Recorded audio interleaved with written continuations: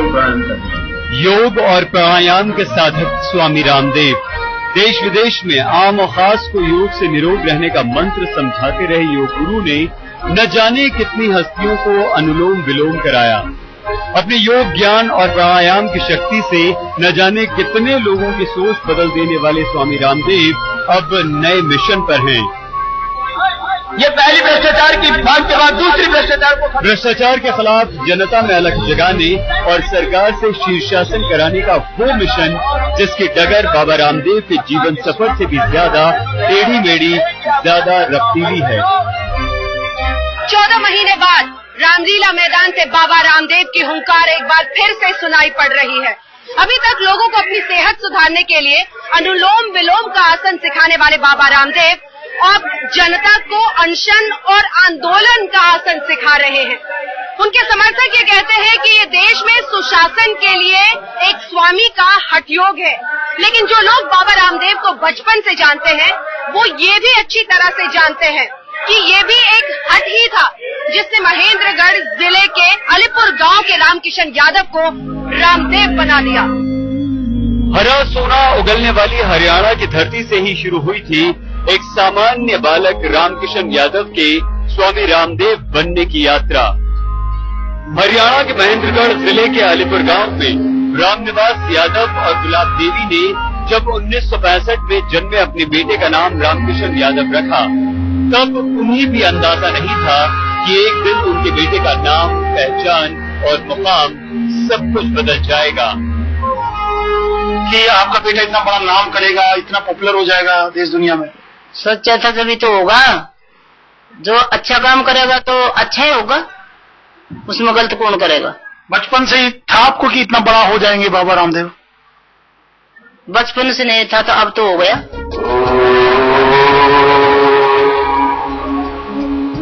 रामकिशन 5-6 साल के थे जब उनका दाखिला पड़ोस के गांव के स्कूल में कराया गया। रामकिशन 8वीं क्लास में थे जब उनका रुझान वेद संस्कृति की ओर हुआ। उन्होंने जींद के पास कालवा में एक गुरुकुल में दाखिला लिया और सबको हैरान करते हुए सिर्फ 14 साल की उम्र में संन्यास लेने का फैसला कर लिया। होनहार विद्वान के हो चुकने पात इनका जीवन ऐसा रहा आरंभ से ही कि कभी अवसर ही नहीं मिला कहने का ज्यादा, और पढ़ाई में भी प्रवीण, कुशाग्र बुद्धि, इसी प्रकार से और कार्यों में भी एकदम ऐसे थे कि बहुत ही अनुशासित थे, जिसके कारण से कभी कहने का मौका ही। कभी तो डांट खाई होगी, ऐसा तो हो नहीं सकता। आप बता रहे थे डांट भी खाई है कभी कभी। ऐसा है कि सभी को कहा जाता है, तो बीच में कभी कहना पड़ गया होगा, अकेले को कभी कहा हो। ऐसा संन्यास लेने के बाद रामकिशन को नया नाम मिला रामदेव। कालवा गुरुकुल में रामदेव ने योग, आध्यात्म और भारतीय दर्शन की शिक्षा लेनी शुरू की। वो धीरे धीरे योग और प्राणायाम में पारंगत हो गए और आसपास के गांवों में भी लोगों को योग का महत्व सिखाने समझाने में जुट गए। ये दाहिनी तरफ ये बिल्डिंग थी हमारी, अब तो बहुत बिल्डिंग बन गई यहाँ गुरुकुल में। यही इस बिल्डिंग के अंदर ही एक तख्त के ऊपर, जहाँ पड़ोस का तख्त गुरुजी का होता था, उसकी साइड के तख्त पर हम रहते थे।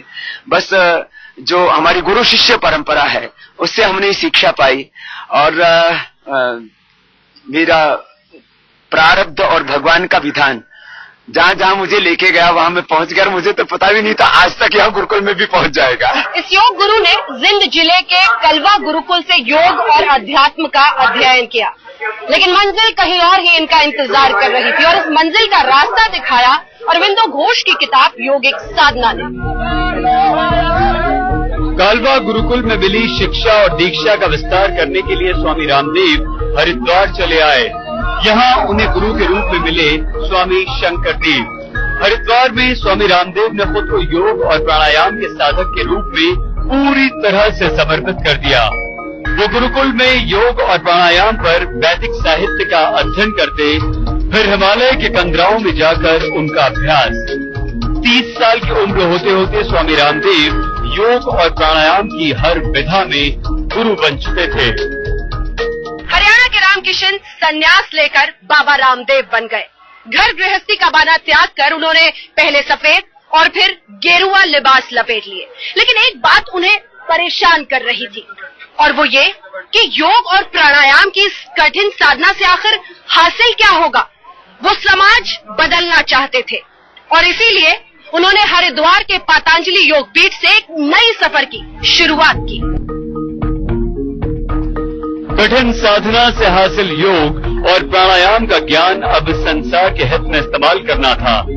इसके लिए 1995 में बाबा रामदेव ने हरिद्वार में अपने गुरु स्वामी शंकरदेव के मार्गदर्शन और अपने सहयोगी आचार्य बालकृष्ण के सहयोग से दिव्य योग मंदिर ट्रस्ट और पतंजलि योग पीठ की स्थापना की। न अपने उतावलापन रहता है, न अपने कोई बेचैनी रहती है। कितनी ही कठिन से कठिन परिस्थितियों के बीच आप काम करते हैं तो उसके लिए आपको एक भीतर से हिम्मत मिल जाती है। तो यह अनुलोम विलोम प्राणायाम, ये स्ट्रेस के लिए, तनाव के लिए, प्रतिकूल अवस्थाओं में आगे बढ़ना है इंसान को, प्रतिस्पर्धाओं प्रतियोगिताओं के बीच में उसको अपनी मंजिल, अपना मुकाम पाना है, तो उसके लिए अनुलोम विलोम प्राणायाम, तो इससे मन को शांति भी मिलती है। पतंजलि योगपीठ के जरिए स्वामी रामदेव ने लोगों को योग और प्राणायाम के फायदे बताने शुरू किए। वो गांव-गांव, शहर-शहर में योग शिविर लगाने लगे, लेकिन इस मुश्किल मिशन में कामयाबी मिलने का सिलसिला शुरू हुआ 2003 के बाद। टीवी चैनलों पर स्वामी रामदेव के योग शिविरों का प्रसारण शुरू हुआ तो उनकी बातों और दावों से लोग चमत्कृत रह गए। स्वामी रामदेव की बातों का लोगों पर जादुई असर होने लगा। उनके योग शिविरों में आम जनता के साथ साथ राजनीति, उद्योग और सिनेमा जगत की बड़ी बड़ी हस्तियां पहुंचने लगी। हालांकि कई बार लोगों को लगा कि स्वामी रामदेव बड़बोले हो गए हैं। निश्चित होगा आपको आते थे, क्योंकि फिर भी योग और प्राणायाम के बारे में स्वामी रामदेव जो दावे कर रहे थे उन पर किसी को शक नहीं था। उनके योग केंद्रों का विस्तार भारत की धरती से हजारों मील दूर ब्रिटेन और अमेरिका तक हो चुका था। उनकी शोहरत के बारे में अमेरिकी अखबार न्यूयॉर्क टाइम्स ने भी लिखा। स्वामी रामदेव योग के अपने साम्राज्य के जरिए भारत को एक नई पहचान दिला चुके थे। वो वैदिक ज्ञान और योग में महारत के जरिए रिचर्ड सिमंस, डॉक्टर ओज और ओप्रा विन्फ्रे के सम्मिलित अवतार की तरह नजर आते थे।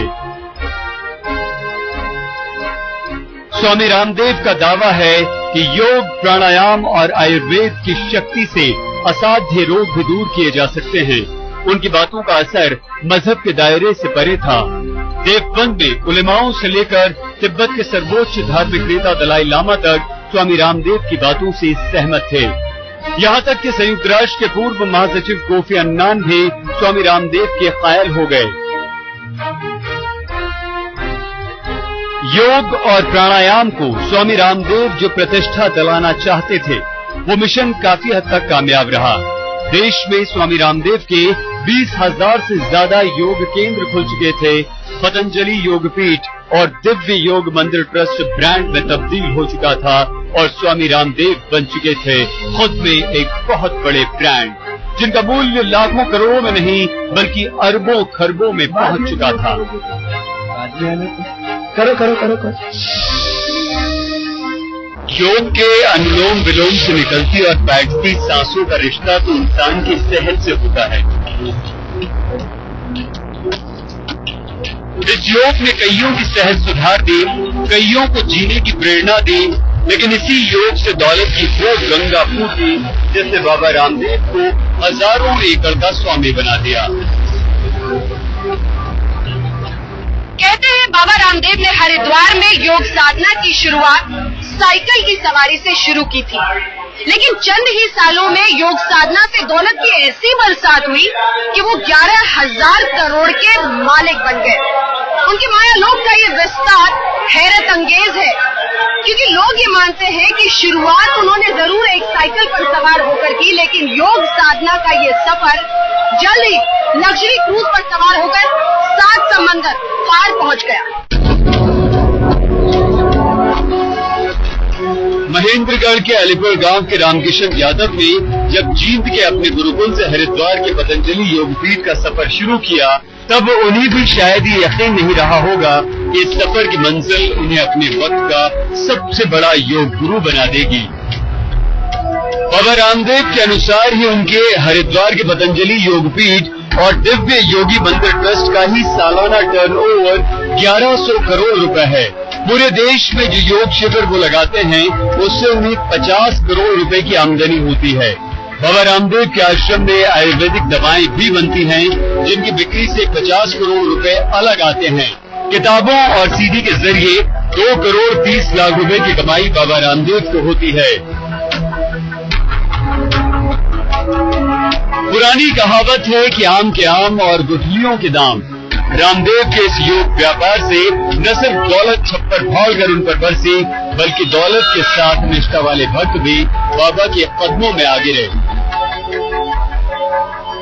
सरकार के खिलाफ लड़ाई छेड़ने वाले बाबा रामदेव के तेवर इस बार बेहद नरम दिखे हैं, लेकिन फिर भी रामलीला मैदान में लोगों को जुटाने में वो कामयाब रहे हैं। लेकिन ऐसा मानने वालों की भी कमी नहीं है जो ये सोचते हैं कि ये भीड़ यहाँ पर उनकी दौलत पर सवार होकर पहुंची। ऐसे ही भक्तों का दमखम है जो बाबा 10 साल में फर्श से अर्श पर जा पहुंचे। खुरदुरी जमीन पर बैठकर आसन सिखाने वाले बाबा ने बड़ी लंबी छलांग मारी और लग्जरी वाले क्रूज पर योग सिखाने लगे। बाबा के एक एनआरआई भक्त ने बाबा को स्कॉटलैंड के पास 300 एकड़ का एक द्वीप उनके नाम कर दिया, जिसकी कीमत 17 करोड़ रुपए आंकी जाती है।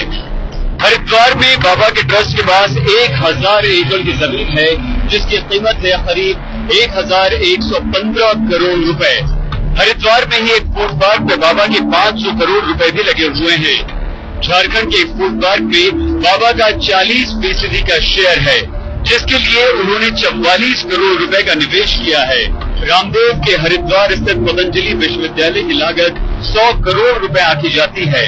उत्तराखंड से जरा बाहर निकलिए तो हिमाचल प्रदेश के सोलन में बाबा रामदेव के पास 38 एकड़ जमीन है, जिसकी कीमत करीब 90 करोड़ रुपए आंकी जाती है। हालांकि बाबा के ट्रस्ट की तरफ से इसकी कीमत तो महज 16 लाख रुपए ही बताई जाती है। लेकिन इतना बड़ा आर्थिक साम्राज्य खड़ा करने वाले बाबा रामदेव तो उस काले धन पर नजर गड़ाए बैठे हैं जिसे वो 400 लाख करोड़ रुपए का बताते हैं। एफडीआई के माध्यम से आ गया। मैं एफडीआई का विरोध नहीं कर रहा हूं, मैं तो इतनी सी बात कर रहा हूं, एफडीआई के माध्यम से जो पैसा है उसके मालिकों के नाम बता दो। करीब 60 से 80% एफडीआई में ब्लैक मनी आया हुआ है। वो ब्लैक मनी आईपीएल में भी लगा है, वो ब्लैक मनी शेयर मार्केट में भी लगा है, वो स्टॉक डेरिवेटिव मार्केट में भी लगा, कमोडिटी डेरिवेटिव मार्केट में भी लगा, वो इंफ्रास्ट्रक्चर में भी लगा। कालेधन के सवाल पर सरकार से लड़ने का दम भरने वाले बाबा रामदेव कितने कामयाब होंगे ये शायद उन्हें भी पता नहीं है, लेकिन करोड़ों की दौलत का अपना साम्राज्य खड़ा करने में बाबा रामदेव जरूर कामयाब हो गए। बाबा रामदेव के दिव्य योग के मंदिर ट्रस्ट की कीमत करीब 250 करोड़ रुपए आंकी जाती है, जबकि पतंजलि योगपीठ की कीमत 165 करोड़ रुपए। भारत स्वाभिमान ट्रस्ट की कीमत 10 करोड़ रुपए तो आचार्य कुल शिक्षा संस्थान की 1 करोड़ 80 लाख रुपए। बाबा रामदेव के 4 ट्रस्ट हैं और उन चारों की संपत्ति करीब 426 करोड़ रुपए की है। बाबा रामदेव की इसी दौलत पर सरकार भी सवाल उठाती है और उनके विरोधी भी। शायद यही वजह है कि बाबा के आंदोलन की हवा निकालने में विरोधियों को बाबा की दौलत की सिर्फ सुई ही काम आ जाती है। इसी रामलीला मैदान से पिछले साल 4 जून को बाबा रामदेव ने अपने सत्याग्रह की शुरुआत की थी, लेकिन उन्हें भी अंदाजा नहीं था कि चंद घंटों में ही उनके इस आंदोलन पर गंभीर सवाल खड़े होने वाले हैं। 14 महीने में बाबा रामदेव को तीखे अनुभवों के कम से कम 14 झटके जरूर लगे होंगे। पहला झटका तब लगा जब योग गुरु को नारी भेष में इसी रामलीला मैदान से अपनी जान बचाकर भागना पड़ा था। लेकिन इससे पहले इसी रामलीला मैदान में जब वो आमरण अनशन पर बैठे थे तो 2 दिन में ही लस्त पस्त हो गए थे। अनशन से जब बाबा रामदेव की हालत बिगड़ी तो उनके समर्थकों के चेहरे पर चिंता छा गई। उनके विरोधी तुलना करने लगे अन्ना के अनशन से और ये कहने लगे कि बरसों की साधना और योग कुछ ही दिनों के अनशन में कैसे धराशायी हो गई। बाबा की शक्ति को बेअसर करने के लिए सरकार ने भी मोर्चा संभाल लिया। उनके तमाम योगपीठ की चमक दमक पर जब एनफोर्समेंट डायरेक्टरेट और इनकम टैक्स की टेढ़ी नजर पड़ी तो बाबा चीख कर सरकारी महकमों के दुरुपयोग की दुहाई देने लगे। लेकिन विवादों में घिरे बाबा पर असली चोट पड़ी उनके बेहद करीबी बालकृष्ण की गिरफ्तारी से। सरकार से मेरी प्रार्थना है कि बालकृष्ण के जीवन की पूरी सुरक्षा की जाए, क्योंकि बाबा रामदेव एक अपराधी किस्म का व्यक्ति है और बालकृष्ण की पोल न खोल दे, वो कुछ भी कर सकता है बालकृष्ण के साथ। बाबा रामदेव की परेशानियों की शुरुआत हुई जब ईडी और इनकम टैक्स की जांच शुरू हुई, लेकिन सबसे बड़ी विपत्ति उन पर तब आई जब उनके बेहद करीबी और उनके सखा कहे जाने वाले बालकृष्ण को सीबीआई ने फर्जीवाड़े के मामले में गिरफ्तार कर लिया। लेकिन उसी बालकृष्ण को आजादी के योद्धाओं और शहीदों की कतार में खड़ा करके स्वामी रामदेव ने फिर से अपनी भद्द पिटवा ली। वैसे इससे पहले रामदेव कई मामलों में विवादों के घेरे में आ चुके थे। 2 साल पहले गुड़गांव के पास अरावली पहाड़ी पर गैर कानूनी ढंग से 200 एकड़ से ज्यादा जमीन खरीदने के उन पर आरोप लगे। इससे पहले बाबा रामदेव पर यह आरोप लग चुका था कि वो अपने दिव्य योग्य मंदिर ट्रस्ट में काम करने वाले कर्मचारियों को न्यूनतम मजदूरी भी नहीं देते। बाबा रामदेव पर उनका बड़बोलापन भी आरोप की तरह चस्पा हुआ कि अपनी दवाओं से वो कैंसर और एड्स जैसी लाइलाज बीमारियों को दूर कर सकते हैं। लेकिन तमाम आरोपों और विवादों के बीच बाबा रामदेव योग की धुनी रमाने और आसन की बीन पर अपने समर्थकों को नचाने में बार बार कामयाब होते रहे हैं। रामकिशन से रामदेव के सफर पर बस इतना ही। देश दुनिया की तमाम खबरों के लिए आप देखते रहिए आज तक।